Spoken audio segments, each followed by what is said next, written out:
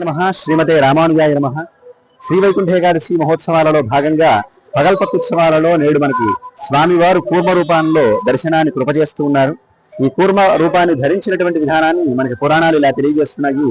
పూర్వం ఇంద్రుడు తన సర్వసంపదలను పోగొట్టుకొనగా మహర్షి శాపం వల్ల మళ్ళా దాన్ని తిరిగి పొందడం కోసం శ్రీమన్నారాయణ యొక్క సూచన పైన మందరగిరిని కవ్వంగాను వాసుకుని తాడుగాను చేసుకుని రాక్షసులతో స్నేహాన్ని కుదుర్చుకొని సముద్ర మథనాన్ని సాగించాడు పాలకడలలో. ఏ ఆధారం లేనటువంటి మందరం నీటి మునిగిపోతున్నటువంటి సందర్భంలో దేవతల ప్రార్థన మన్నించినటువంటి శ్రీమన్నారాయణుడు కూర్మ రూపాన్ని ధరించి ఆ మందరగిరిని పైకి ఎత్తికి పట్టుకొని మథనానికి సహకరించాడు.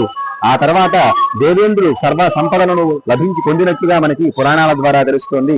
ఇలా దేవేంద్రుడికి సర్వ సంపదలను ప్రసాదించినటువంటి అవతారంగా అమృతత్వాన్ని కూడా అందించినటువంటి అవతారంగా మనకి కూర్మావతారం కీర్తించబడుతుంది. ఇటువంటి కూర్మరూపధరుడైనటువంటి రామచంద్రమూర్తిని దర్శించడం వల్ల మనకి సర్వ సంపదలు చేకూరుతాయి. అంతేకాకుండా శనిగ్రహ సంబంధమైనటువంటి దోషాలు ఏమైనా ఉంటే అవి కూడా తొలుగుతాయి అని చెప్పి మనకి పురాణాలు చెబుతున్నాయి. అటువంటి దివ్యమైనటువంటి కూర్మరూపలో ఉన్నటువంటి శ్రీరామచంద్రమూర్తిని దర్శించి తరించవలసిందిగా కోరుతూ జై శ్రీరామ్.